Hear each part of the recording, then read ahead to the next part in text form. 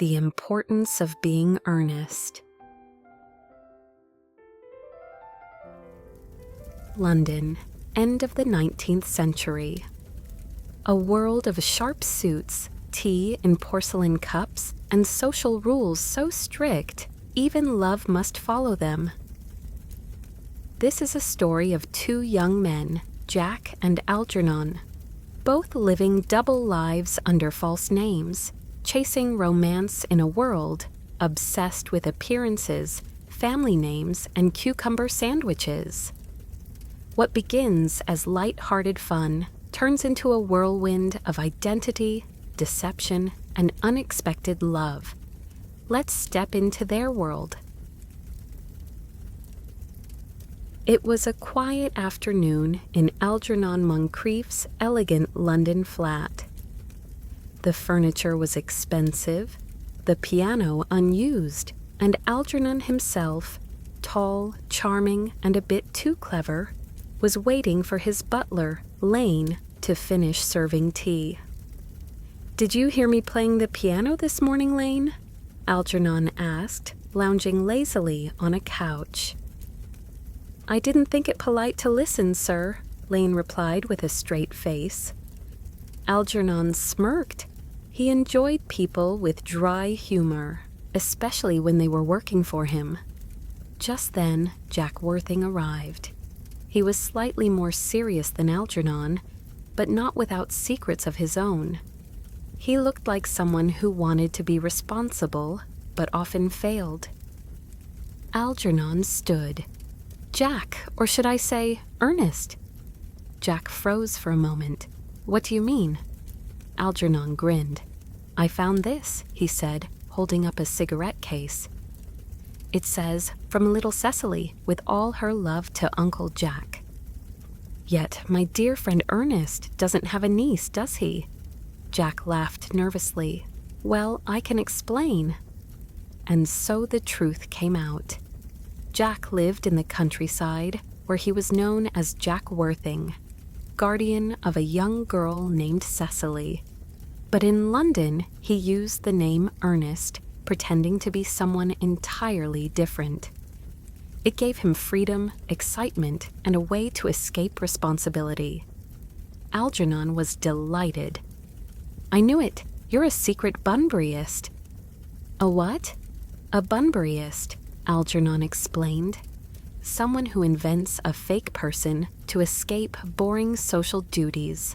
I have one too, my friend Bunbury, who is always sick in the countryside. When I want to get out of a dinner with Aunt Augusta, I say, 'Oh dear, Bunbury needs me.'" Jack laughed. "Well, I suppose I am one too, then." Algernon leaned in. "So what's the real reason you're in town?" Jack smiled. "I'm here to propose to Gwendolen."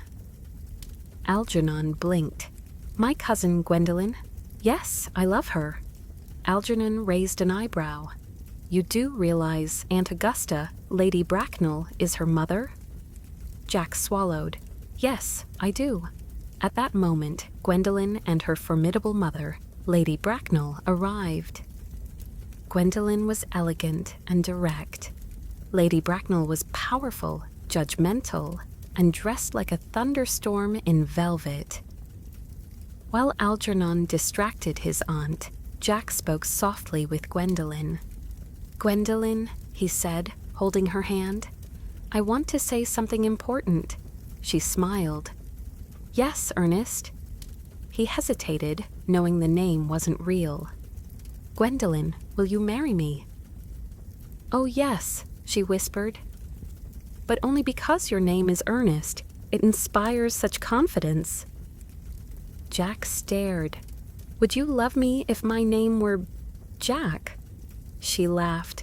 "Jack? No, never. The name Ernest is simply divine."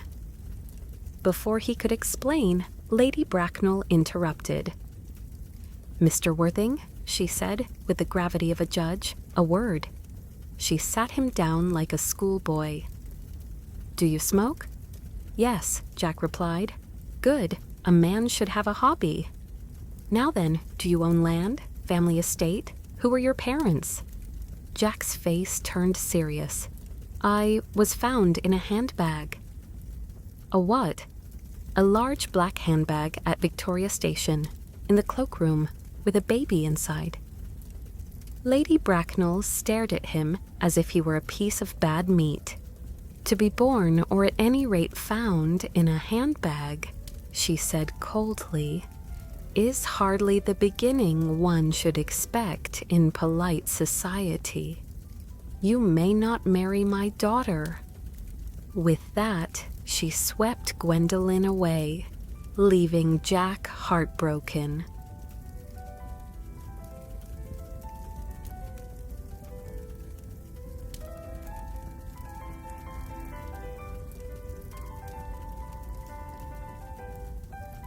After Lady Bracknell left, furious and scandalized by Jack's handbag origins, Algernon was curious and a little mischievous.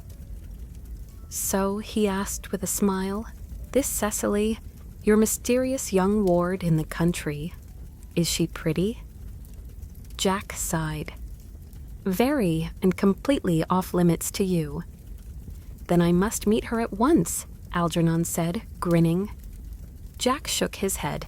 "I don't want her corrupted by your style." Algernon laughed, but behind his teasing smile, an idea was forming. Later that evening, Gwendolen secretly returned to Algernon's flat, determined to find Jack. "I had to come," she said breathlessly. "Mother can't stop me." Jack was touched. "Gwendolen, there's something I must tell you." She placed a hand on his arm. "No, let me speak first. Your name, Ernest, it is everything I've ever dreamed of." "It sounds brave, honest, serious. I always knew I'd marry someone called Ernest." Jack looked like a man about to drown. "What if my name wasn't Ernest?" She paused. "That would be unfortunate." "I mean, hypothetically, if I had a different name, say Jack?" She frowned, puzzled. "Jack, it lacks music." "But names can be changed," Jack offered quickly. "One could be rechristened, for example." She smiled. "Oh, Ernest, you do say the funniest things." Just then, a servant entered. "Miss Fairfax, your carriage is waiting." She gave Jack a final, dreamy look. "Till we meet again, Ernest." After she left, Jack slumped into a chair. "I have to be christened Ernest," he muttered, immediately. Algernon clapped him on the shoulder. "Don't worry, I'll join you. I think I'll be Ernest, too." Jack turned sharply. "What?" "Well," Algernon said cheerfully, "you're not the only one who can be Ernest. I'm going to the countryside tomorrow." "To visit Cecily, as your younger brother, Ernest." "You wouldn't dare."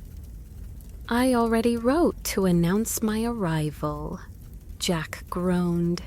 "This is going to end in disaster." But Algernon was already halfway out the door.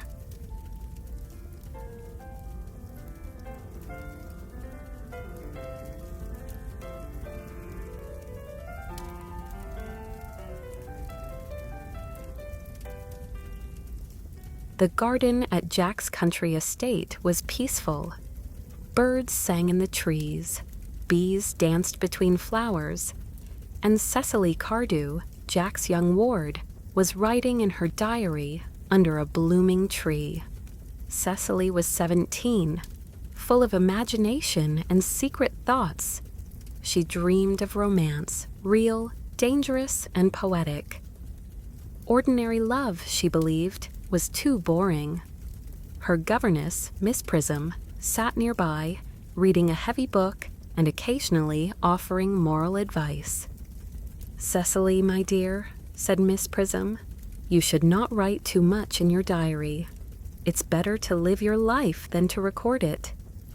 "But Miss Prism," Cecily replied sweetly, "I like to record things before they actually happen." That way they feel more real. Just then, the local rector, Canon Chasuble, arrived. He was a kind man with a gentle smile and a secret fondness for Miss Prism. They spoke in polite tones, both blushing at times. Then a surprise. Algernon appeared at the garden gate.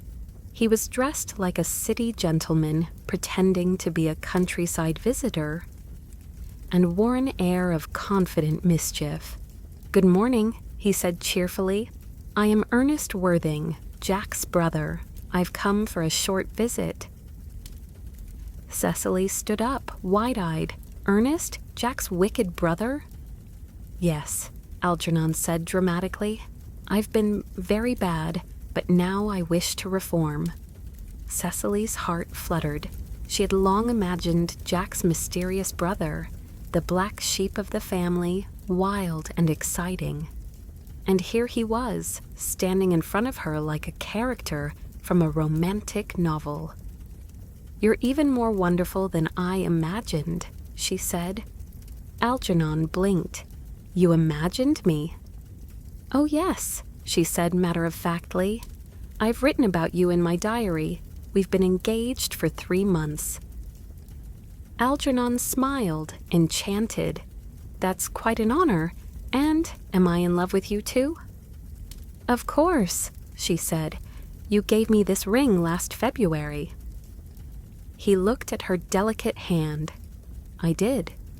"Well, not yet," she whispered. "But you're about to." Algernon knelt and offered her a flower. "Cecily, will you marry me?" "I thought you'd never ask," she said with a grin. "But one small thing." "Yes?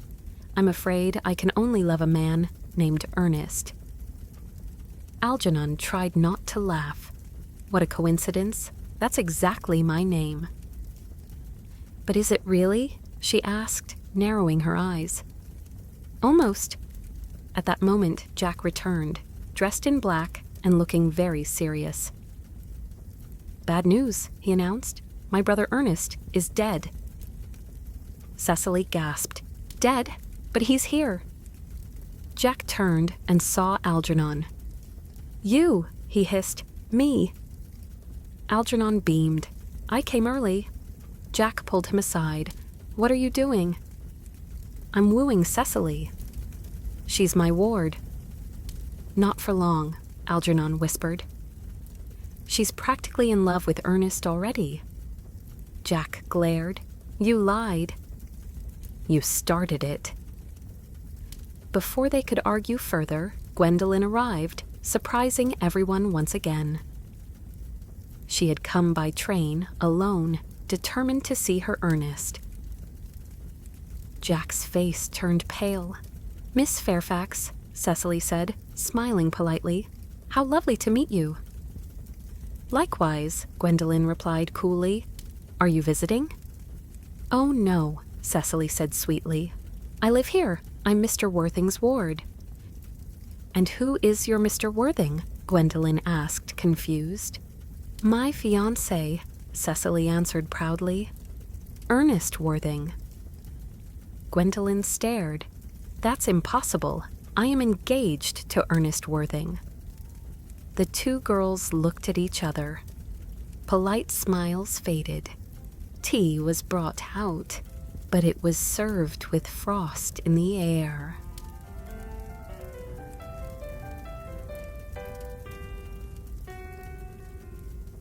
Cecily and Gwendolen sat at the garden table, facing each other like queens at war.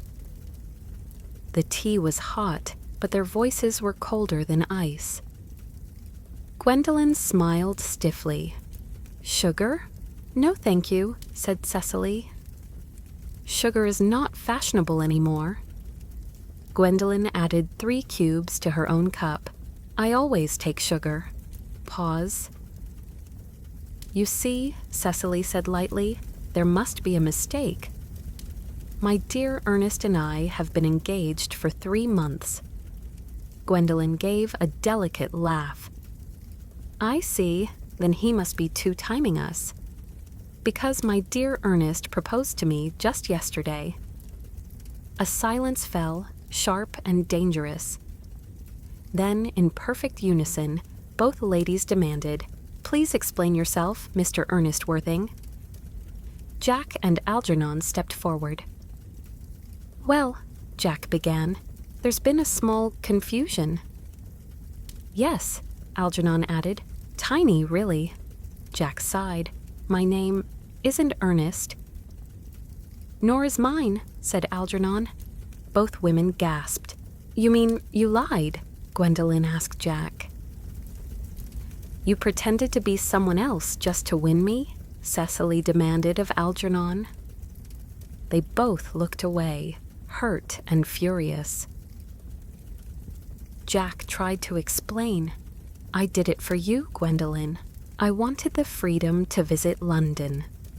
I needed a name that sounded serious." Algernon shrugged. "Same here. And honestly, I thought Cecily would like a bit of adventure." "She does not need your style of adventure," snapped Jack. Cecily crossed her arms. "So you're not wicked and mysterious?" "No," Algernon admitted, "but I could be." Both women stood. "I'm leaving," said Gwendolen. "So am I," said Cecily. But just then, Lady Bracknell arrived. She swept into the garden like a royal storm. "Gwendolen, what on earth are you doing here?" "Mother," Gwendolen began carefully, "I came to see Ernest." Lady Bracknell narrowed her eyes. "Which one?" Jack stepped forward. "Lady Bracknell, I must be honest. My name is not Ernest, it's Jack, and I love your daughter." She looked at him like he was a window with a crack in it. No fortune, no family, and found in a handbag. She shuddered. "I also love Cecily," Algernon said, stepping forward bravely. Lady Bracknell turned. "Cecily," Jack quickly added. "She has a very large inheritance." Lady Bracknell's eyes lit up. "How delightful! What is her name again?" "Cecily Cardew." Lady Bracknell paused.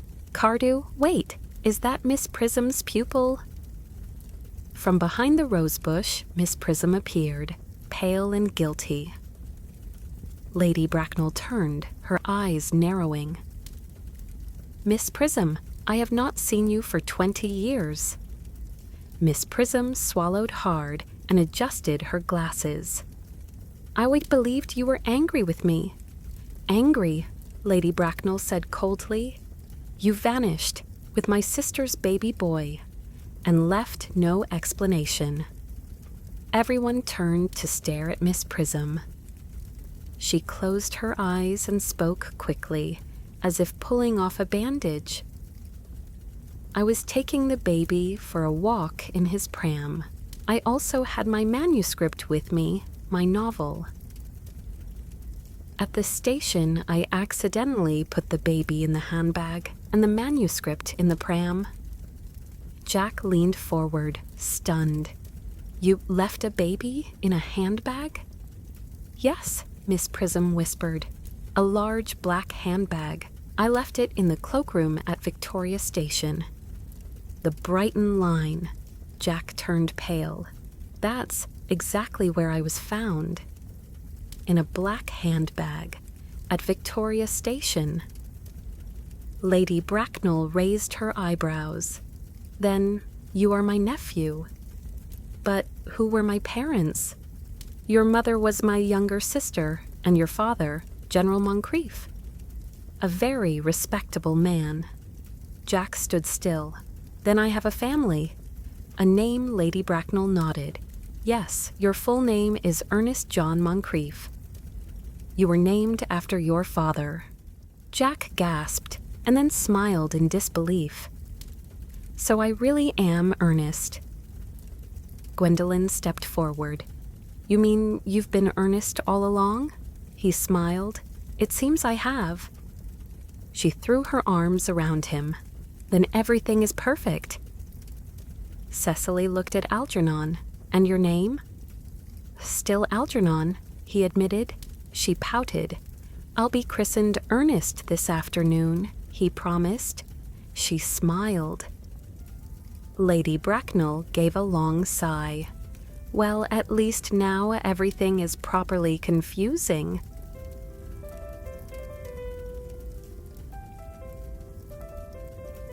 Inside the drawing room of Jack's country house, things were complicated.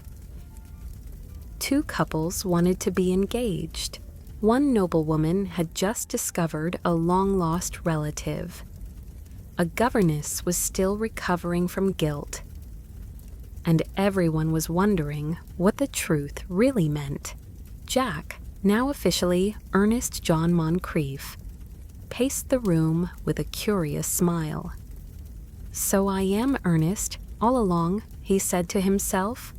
"I never lied, I just didn't know the truth." Algernon lounged comfortably beside Cecily, who had forgiven him, almost. "Dearest," she said, "are you quite sure you'll be christened today?" Algernon grinned. "The moment we leave this room, I'll walk to the church myself." She laughed, delighted. "Then you shall be mine." Meanwhile, Gwendolen and Jack stood close together. "My love," she said softly, "you're everything I hoped for. And now that your name is Ernest, I can truly give you my heart." Jack raised an eyebrow. "Would you still have loved me if my name had been Algernon?" She smiled. "Of course not. Ernest is such a serious name." He chuckled. "Then I must thank my parents for their excellent taste." Lady Bracknell, ever the guardian of social order, was still trying to look in control. "Well," she said, eyeing Miss Prism, "I suppose I can forgive your little mistake. After all, the child turned out almost respectable." Miss Prism bowed politely. "Thank you, Lady Bracknell." Canon Chasuble, standing nearby, coughed gently. And speaking of turning respectable, Miss Prism and I have been considering a future together. Lady Bracknell blinked. "What is happening in this household?" Jack gathered everyone together and looked around the room.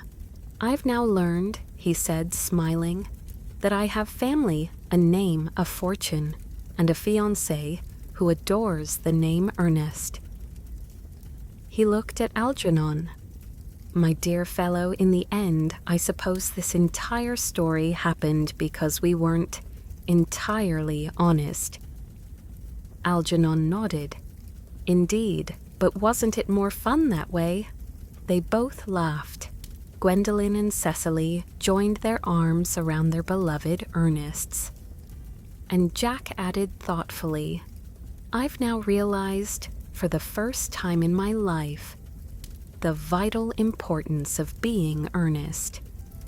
The room erupted in laughter, love, and the cheerful sound of misunderstandings finally put to rest.